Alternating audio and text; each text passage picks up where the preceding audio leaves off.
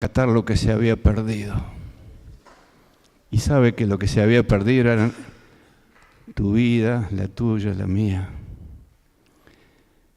Y se dio a sí mismo. Dios mismo vino a rescatar aquello que el enemigo había destruido, porque Dios nos había dado la posibilidad de elegir, la libertad de obedecerle o desobedecerle. Y hace 2 semanas habíamos estado en la plaza con los hermanos recordando la entrada de Jesús en Jerusalén, una entrada que para el pueblo parecía gloriosa, maravillosa, y tiraban sus vestiduras como realmente esperando a su rey, a su redentor, aquel que lo sacara de ese dominio terrible que era el Imperio Romano. Y tiraban palmas, tiraban sus ropas, sus coronas, no eran sus coronas, pero arrojaban todo a su paso. Y él venía en un burrito, como era estilo de los reyes de la antigüedad, entrar con un burrito en Jerusalén. Y a partir de ese día, que ya lo contamos y ya lo estuvimos disfrutando juntos, porque era el día triunfal de Jesús, venían y por presión de la misma gente querían hacerlo rey. Pero se confundían porque querían hacerlo rey porque habían comido 4.000 una vez, 5.000 otra vez, porque el Señor ponía sus manos, su palabra y lo sanaba, y bendecía el hogar en donde entraba. Y yo muchas veces pienso, ¿por qué seguimos al Señor Jesús, no? No ha cambiado nada en el ser humano. El interés siempre sigue. Somos como el conejo, tenemos que tener la zanahoria de la bendición adelante nuestro para poder seguir caminando con el Señor. Porque nos cuesta adorarle, porque es un sacrificio. Es el único sacrificio que Dios nos pide, el sacrificio del reconocimiento y de la adoración. Si hoy estuviera Messi acá, no habría lugar. Si estuviera alguna gran personalidad, tampoco habría lugar. Sin embargo, somos pocos los elegidos por el Señor para rendirle honor y gloria y adoración. Sin embargo, esta semana que empezó con la entrada de Jesús allí en Jerusalén, podemos calificarla como la semana más importante de la historia universal. La más importante. Porque Dios, ese Dios creador, vino a pagar lo que yo no podía pagar y lo que ningún hombre podía pagar. Entonces vamos a repasar un poquito la historia del porqué de la Semana Santa. La mayoría lo sabe, pero el que lo sabe es bueno recordarlo, y el que no lo recuerda bien o no lo sabe, por ahí le resulta gratificante escucharlo y permite que podamos adorar a Dios con un mayor entendimiento. El pueblo de Israel estaba preso prácticamente en las garras de Faraón, allí en Egipto, para todo tipo de servidumbre. Y un día Dios decidió liberarlo a través de Moisés. Y empezó a mandar a Moisés a hablar con Faraón para decir: libera a mi pueblo, que yo le voy a destinar a un lugar especial. Ya desde entonces Dios pensaba en un lugar especial para nosotros. Quería tenernos cerca de su corazón. Quería que disfrutáramos de todas las bendiciones. Y entonces les decía, ya te han servido muchos años, deja salir a mi pueblo. Y la dureza del corazón del faraón hizo que una y otra vez Dios mandara castigos muy grandes sobre esa tierra. Hasta que un día Dios se cansó y dijo, bástate mi gracia. Qué importante es que todavía no basta la gracia del Señor para nosotros, que a veces somos tan cabezaduras como el faraón, ¿no? No nos rendimos totalmente, siempre dejamos un pedacito para nosotros. Y todos queremos a nuestros hijos, y el mayor de nuestros hijos, entre los judíos, era el primogénito, como en todos los hogares. El primogénito, ¿quién es? El primer hijo. ¿Cierto, Gaby? El primer hijo. ¿Cierto, Isa? Qué cosa que nos da ese primer hijo. Y Dios decidió que a todos los que no obedecieran la voz de matar un corderito, comerlo y con su sangre pintar un madero que era el pórtico de sus puertas, iba a pasar el ángel esa noche matando a todo primogénito. Moisés les avisó a su pueblo que ese era el día último de paciencia de Dios con Faraón. Y Faraón endureció su corazón. Y por su culpa murieron todos los primogénitos de todas las familias, todos los primogénitos de todos los animales de todas las especies. Fue un día negro, de terror. Y eso marcó una pauta que podríamos decir fue la primera vez que la sangre en un madero salvaba a aquellos que elegían ser salvos. Cuando el ángel pasaba, miraba la sangre del cordero. Y la fe de los que lo habían comido. Por eso el Señor Jesús invita, cuando celebramos la cena del Señor, comed de mi cuerpo y bebed de mi sangre. Porque tiene un correlato histórico. Era una profecía casi, de que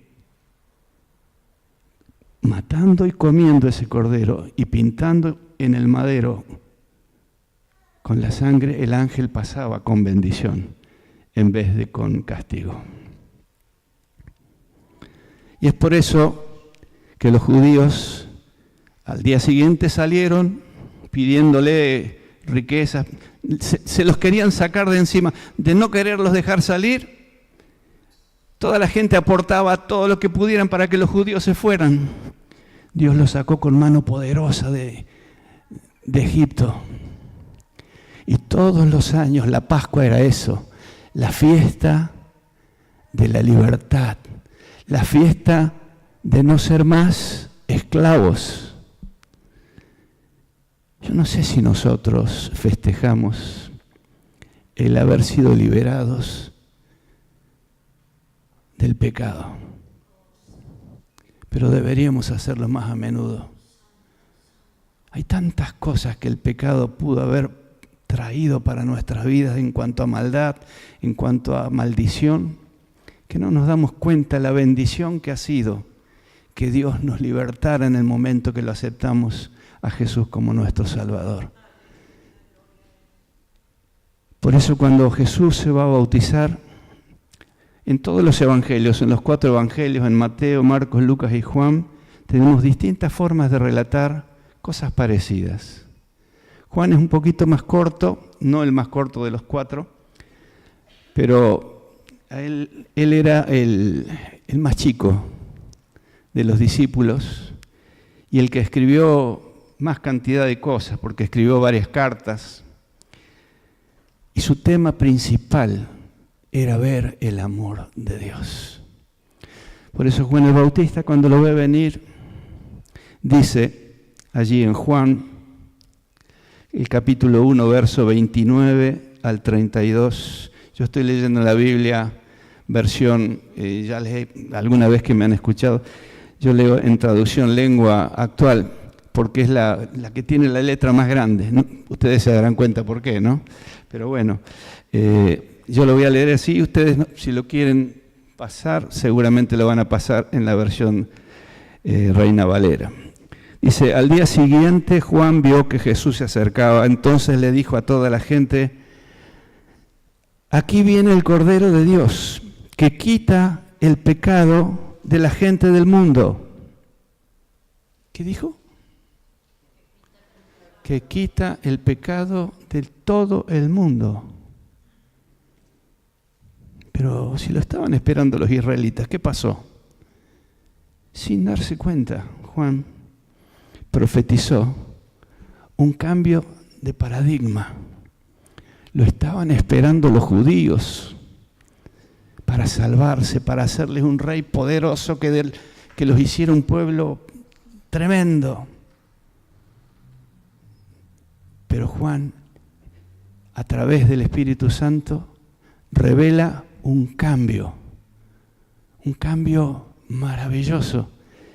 Es la única religión que no es para una raza, el Evangelio, que no es tampoco una religión, es una relación con Dios. Pero si lo tomamos como grupo religioso, casi todos los grupos religiosos tienen distintas etnias, distintas culturas, distintos lugares. Pero el Evangelio, Juan, en la visión de Jesús, dijo, he aquí el Cordero de Dios, que quita el pecado del mundo. Por medio de él, Dios les perdonará a ustedes todos sus pecados. Yo me refería a él cuando dije, después de mí viene uno que es más importante que yo, porque existe desde antes que yo naciera. Yo no sabía quién era, pero Dios me mandó a bautizar con agua para que todos puedan conocerlo. Escuchen lo que sigue. Yo vi cuando el Espíritu de Dios bajaba del cielo en forma de paloma y se colocaba sobre él. No sabía yo quién era él, pero Dios me dijo, conocerás al que bautiza con Espíritu Santo, cuando veas que mi Espíritu baja y se coloca sobre él. Y Juan da testimonio y dice, ahora lo he visto y les aseguro que él es el Hijo de Dios. Unos capítulos más adelante, unos versículos muy conocidos, nos dicen en el capítulo 3, verso 14 en adelante, dice, como Moisés levantó la serpiente de bronce en el desierto, del mismo modo yo, el Hijo del Hombre, tengo que ser levantado en alto, para que los judíos me crean en mí. No, dice, para que todo aquel que crea en mí tenga vida eterna. Pasó de ser una esperanza para un pueblo muy pequeño en comparación con los pueblos vecinos que eran grandes potencias, era un pequeño pueblo, a ser la esperanza gloriosa de salvación de toda la humanidad. Dios amó tanto a la gente de este mundo que me entregó a mí, que soy su único hijo, para que todo el que crea en mí no muera, sino que tenga vida eterna. Porque Dios no me envió a este mundo para condenar a la gente, sino para salvarla. El que cree en mí, que soy el Hijo de Dios, no será condenado por Dios. Pero el que no cree ya ha sido condenado precisamente por no haber creído en el único Hijo de Dios. Y es así como Dios juzga. Yo he venido al mundo y soy la luz que brilla en la oscuridad. Pero como la gente hacía lo malo, prefirió más la oscuridad que la luz. Todos los que hacen lo malo odian la luz y no se acercan a ella, para que no se descubra lo que están haciendo. Pero los que prefieren la verdad sí se acercan a la luz, pues quieren que los demás sepan que obedecen todos los mandamientos de Dios. ¿Obedecemos todos los mandamientos de Dios?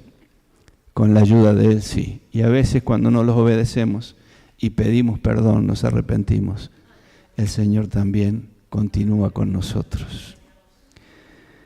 Quiere decir que Juan, que vio el Cordero, declaró que esta liberación era para toda la humanidad, para todo aquel que en Él crea. Como les decía, el miércoles fue una reunión muy bonita en la que Isaías nos mostró cómo Dios, ese Dios invisible y todopoderoso, había hecho para achicarse tanto, de poder mostrarse al hombre. Y simplemente Dios decidió, para que nosotros pudiéramos entenderlo, dividirse en 3 personas. Ya desde antes de la fundación del mundo, Dios sabía lo que iba a pasar y ya había hecho esa división. Por eso estaba el Padre, el Hijo y el Espíritu Santo. Dice que el Espíritu andaba por encima de las aguas, aun cuando el mundo todavía no estaba totalmente formado. Así que Dios decidió mostrarse y guardarse como Dios Padre, absolutamente invisible, absolutamente poderoso y absolutamente gobernador de todas las cosas, ante el cual nadie podía ni siquiera verlo. Y se estaba en los cielos. La segunda persona en la que se dividió fue un ser humano, nacido de mujer, con todas las circunstancias que hacen el nacimiento de una criatura, y se hizo hombre. Y anduvo entre los hombres, nos dice la Biblia. Hizo milagros, mostró su poder, mostró su gloria también en algún momento a algunos de sus discípulos. Sanó, alimentó, resucitó personas. Y como lo recordábamos el otro jueves anterior en la plaza, el último milagro que hace fue resucitar a Lázaro. Y ahí ya los dirigentes religiosos no aguantaron más. Dijeron, lo vamos a matar ya, mañana, pasado, urgente, antes que venga la Pascua. Porque la Pascua era una fiesta que recordaban ellos con ansiedad. Porque recordaban que ese Dios todopoderoso, no reconocían a Jesús como hijo de ese Dios, pero reconocían que los había salvado y les había dado un lugar para vivir mucho mejor. Pero no querían saber nada con Jesús, porque Jesús conocía sus intenciones, conocía que lo que tenían era religiosidad. Tenían a Dios como un objeto de adoración a medias, porque no lo adoraban con su vida, lo adoraban con su boca, pero no con sus actos. Entonces, Dios, a través de hecho hombre, Jesús, se manifiesta con todo el poder que Dios le permitió tener en la tierra. Con algunas limitaciones, como nos decía Isaías el miércoles. Limitaciones que se auto-infringió para poder estar de acuerdo con la voluntad de Dios el Padre, que mandaba todas las cosas desde el cielo. Y la tercera persona en que Dios se divide, el mismo Jesús la presenta. Un capítulo más adelante, el capítulo 4, desde los versículos 21 al 26, dice, Jesús le contestó, créeme mujer, la mujer samaritana, esta mujer tan pecadora que tenía tantos maridos y que, sin embargo, Jesús le reveló con la luz el interior de su vida y terminó convirtiéndose. Dice, mujer, pronto llegará el tiempo cuando para adorar a Dios nadie tendrá que venir a este cerro ni ir a Jerusalén. Ustedes los samaritanos no saben a quién adoran, pero nosotros los judíos sí sabemos a quién adoramos, porque el Salvador saldrá de los judíos. Y le aclara algo de lo que es Dios. Dios es espíritu y los que lo adoran, para que lo adoren como se debe, fíjense, ahí lo presenta, tienen que ser guiados por el Espíritu de Dios. Se acerca el tiempo en que los que adoran a Dios el Padre lo harán como se debe. Escuchen, guiados por el Espíritu, porque así es como el Padre quiere ser adorado. Y ese tiempo ya ha llegado, les dice Jesús. Así que ese Dios trino, esa Trinidad, decidió salvar lo que se había perdido. Y en esta noche no vamos a hablar de todo el sufrimiento de Jesús, que todos sabemos cuál fue. Hay muchas películas hablando de eso y que son sangrientas y muy motivadoras del sentimiento y muy feas, porque lo que realmente Jesús más sufrió fue ser hecho pecado y fue haber sido abandonado por su Padre para cargar con todo el peso de tu pecado y el mío, y el de toda la humanidad que quiera acercarse a Él. Entonces, ese Jesús fue aquel que pagó con su vida el precio de nuestro pecado allí en la cruz. Ese Jesús que durante 3 años hizo milagros, en esa última semana, la semana más importante de la historia, fue a finalizar la obra que debía finalizar, porque quién sabe lo que sería de cada uno de nosotros y del mundo entero si Jesús flaqueaba, como estuvo por momentos. Él era un hombre y en un momento dado oraba a su Padre y le decía: Padre, por favor.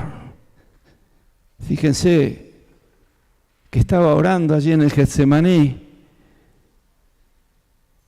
arrodillado, con la cara tocando el suelo, transpirando gotas de sangre en vez de agua. ¿Cómo sería la inmensa, el tremendo momento de Jesús de tener que sentirse pecador delante de su Padre, sabiendo que su Padre no aceptaba el pecado, que el pecado lo separaba de Dios? Tremendo. Él que no hizo pecado iba a cargar con mi pecado y el tuyo. Y esta parte en la que me gustaría mostrar es la parte en que Jesús comienza a bendecir y a perdonar. No está en Juan, pero vamos a buscarlo en el anterior evangelio, en Lucas capítulo 23. Vamos a leer unos versículos allí. Dice el verso 39 al 43. Uno de los criminales que estaba clavado junto a Jesús también lo insultaba. ¿No que tú eres el Mesías? Sálvate tú y sálvanos a nosotros también. Pero el otro criminal, lo reprendió. Fíjese la luz que le dio el Espíritu Santo a este criminal. ¿No tienes miedo de Dios?, le dijo. ¿Acaso no estás sufriendo el mismo castigo? Nosotros sí merecemos el castigo porque hemos sido muy malos, pero este hombre no ha hecho nada malo para merecerlo. ¿Qué reconoció? Que ese era el Hijo de Dios, que no tenía pecado, pero que estaba siendo hecho pecado. Pero a su vez se arrepintió porque dijo: nosotros merecemos ese castigo por ser malos. Las dos cosas fundamentales para ser un hijo de Dios: reconocer a Dios perfecto, santo, puro, y reconocer nuestras miserias y nuestro pecado. Y luego le dice a Jesús, Jesús, no te olvides de mí cuando comiences a reinar. La tercera cosa, que era una fe que Dios ya le había dado. Sabía que ese que estaba muriendo ahí, igual que ellos, no era igual que ellos. Iba a ser rey. Y iba a ser un rey que podía liberar a todos. Y Jesús, en vez de pensar, pobrecito de mí, mira lo que me han hecho. ¿Cuántas veces nos pasa eso? Y en vez de pensar lo que Jesús hace por nosotros, decimos, pero mira cómo me miran, mira cómo no me dan lugar, mira cómo no me reconocen, tan bueno que soy, que yo trato de no hacer mal a nadie. Jesús no pensó en él. Tuvo misericordia de esa persona. Y así es como debemos actuar cuando tenemos un pecador nuestro. No mostrar el pecado de él, ni decirle, a mí me salvó porque fui elegido. No, oremos y luchemos para que ese también sea salvo. Sigamos el ejemplo de Jesús. ¿Qué le dijo Jesús? En base a esa fe de que lo consideraba Dios y que iba a reinar y a gobernar sobre todo el mundo, Jesús le dijo, te aseguro que hoy estarás conmigo en el paraíso. Así que esa cruz en donde Jesús estaba junto con estos malandras, para decirlo en términos coloquiales, simboliza no solo la obediencia del Hijo hacia el Padre y la comunión del Padre a través del Hijo para toda la humanidad, sino que representa por lo menos tres cosas. La primera es la máxima expresión del amor de Dios, porque en ella murió Jesús para pagar nuestras culpas y pecados y darnos nuestra salvación. Maravilloso, ¿verdad? Cuando alguien viene y paga la cuenta, qué libre que me siento. Nos sentimos como que el Cordero de Dios vino a pagar mi cuenta, mi pecado, arregló mis cuentas con Dios. Y ya lo puedo mirar a Dios con otra cara, con cara de agradecimiento porque me salvó. Esa cruz, sostenida por la fe desde el cielo y hundida en la tierra, tenía un palo horizontal que Jesús lo usó en ese momento. En vez de mirar su sufrimiento, su padecimiento, su tortura, miró para el costado y vio que ahí estaba lo que él había venido a buscar, los pecadores arrepentidos. Y ahí comenzó esa nueva enorme cantidad de gente que somos aquellos que hemos sido redimidos y que pertenecemos a un nuevo reino, al reino de Dios, al reino universal de Dios, porque es para todas las razas, es para todas las naciones, es para todos los colores y es para todas las posiciones. El único problema es que requiere nuestro reconocimiento de lo que somos y el reconocimiento de lo que es Dios. En ella sufrió Jesús, pero si Jesús pagaba nuestros pecados y luego era sepultado, como se dice vulgarmente, muerto el perro, se acabó la rabia. Es lo que pensaban los judíos. Vamos a matarlo y en 3 días, 4, 1 semana, 2 meses, 15 días, todo el mundo se olvida. Eso es lo que pensaban los hombres, aún los religiosos, porque no habían leído las profecías correctamente. Pero Dios tenía otra manera y Jesús fue resucitado al tercer día. Y eso es lo que en el día de hoy estamos festejando y por lo que alabamos a Dios. Porque si Él hubiera quedado en la tumba, hubiera sido un fracaso histórico. Jesús fue resucitado. ¿Para qué? Para darnos vida eterna. Perdonó en la cruz nuestros pecados. Pero en la tumba, resucitado, nos garantiza nuestra resurrección si morimos. O nos garantiza un cambio de vida, un estado de glorificación. Si Jesús viniera ahora, todos los que creemos en Él somos transformados. Y vamos a alabarle y a buscarle en los cielos, en su segunda venida gloriosa.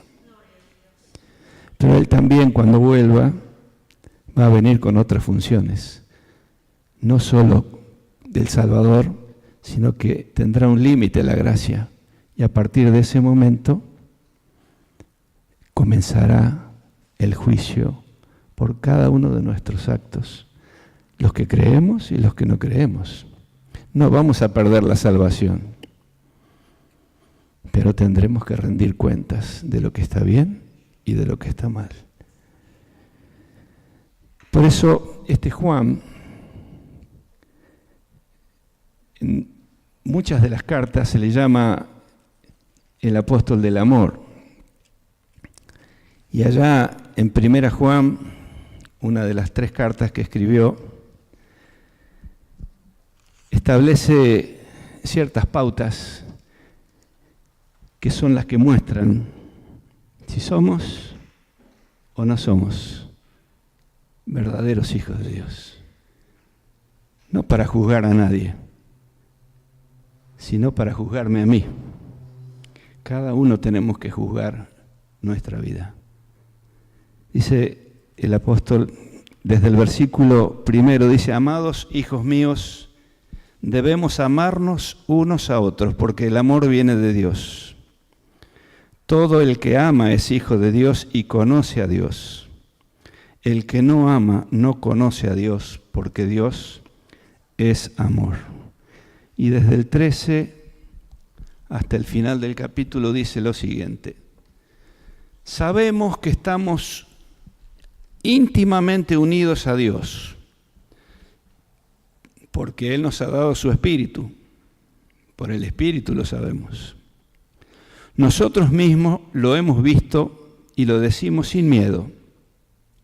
El Padre envió a su Hijo para salvar a todo el mundo. Si alguien reconoce que Jesucristo es el Hijo de Dios, queda íntimamente unido a Dios como si fuera una sola persona con Él. Los que hemos creído componemos una sola persona con Cristo. En nuestro matrimonio hay un tercero, y es Él, que en vez de entorpecer, nos une cada día más, nos enseña lo que es el amor. Y en la iglesia nos enseña lo que es el amor fraternal. Es el amor perfecto, que se multiplica en todos los actos de nuestra vida, que se multiplica en cada tarea que hacemos con amor. Los hijos de Dios debemos destacarnos por mostrar amor en nuestros actos, en nuestras conversaciones, en nuestra consideración con nuestros semejantes, en lo que enseñamos si somos docentes, en lo que trabajamos si tenemos artes u oficios, en lo que pensamos. También en eso. Señor, perdóname cuántas cosas que pienso que no son de tu agrado. Y hasta en lo que sentimos. Pero ojo, tenemos la posibilidad, si reconocemos que hay algo que está mal, podemos arrepentirnos y pedirle que el Señor cambie nuestro pensamiento, cambie nuestra actitud, cambie nuestra manera de ser, cambie nuestro carácter. Dice, si alguien reconoce que Jesucristo es el Hijo de Dios, queda íntimamente unido a Dios, como si fuera una sola persona con Él. Verso 16, sabemos y creemos que Dios nos ama, porque Dios es amor. Cualquiera que ama a sus hermanos está íntimamente unidos a Dios. Opa, seguimos subiendo. Primeramente estamos unidos con Dios, somos una sola persona. Pero dice, el que ama a sus hermanos está íntimamente unido a Dios también. O sea, agregamos un eslabón más en la escalera en la que Dios quiere que vayamos subiendo de gloria en gloria. Si en verdad amamos a los hermanos y vivimos como Jesucristo vivió en este mundo, no tendremos de qué tener miedo cuando Jesús venga para juzgar a todo el mundo, lo que hablábamos recién. La persona que ama no tiene miedo, porque donde hay amor no hay temor. Al contrario, el verdadero amor quita el miedo. Si alguien tiene miedo de que Dios lo castigue es porque no ha aprendido a amar. Dice, nosotros amamos a nuestros hermanos porque Dios nos amó primero. Si decimos que amamos a Dios y al mismo tiempo nos odiamos unos a otros, somos unos mentirosos. Porque miren qué lógica que pone el Señor. Porque si no amamos al hermano a quien podemos ver, por más defectos que tenga, por más problemas que tengamos entre ellos, si no podemos amar al que vemos, dice, si no amamos al hermano a quien podemos ver, mucho menos podemos amar a Dios a quien no podemos ver. Y termina con el mandamiento. Jesucristo nos dio este mandamiento. Amen a Dios y ámense unos a otros. Saben ustedes que la Biblia también lo dice en otro lugar, pero no quiero abundar, que el amor es el vínculo perfecto. Es el amor de Dios en nosotros, obrando a veces lo que no queremos, que es amar hasta nuestro enemigo.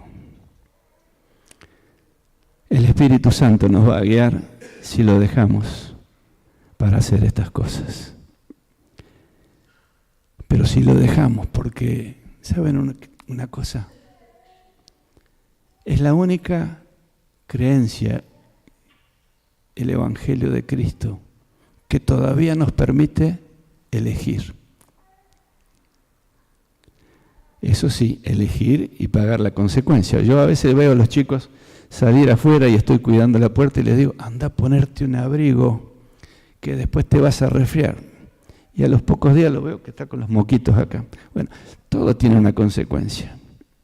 Dios nos permite lo mismo. Andá, resfriate tranquilo y después vas a pagarla.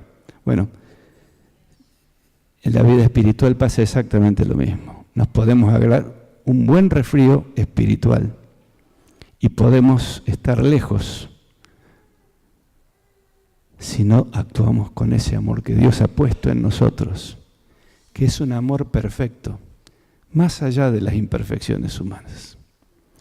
Que el Señor nos ayude y nos dé la capacidad de amar como Él amó, porque es el vínculo perfecto y es en el amor en donde el amor cubre multitud de pecados. Para eso murió Cristo, para cubrir con su sangre, como el Cordero de Dios. Si tenemos en nuestro marco la sangre de Cristo cubriéndonos, nos va a liberar de nosotros mismos cuando estamos en lugar equivocado o en postura equivocada. Así que gloria a Dios por liberarnos con su muerte y gloria a Dios por darnos la vida eterna con su resurrección. Gloria sea al nombre y a la persona de Dios, a las tres personas de Dios, al Padre, al Hijo y al Espíritu Santo. Que el Señor nos bendiga.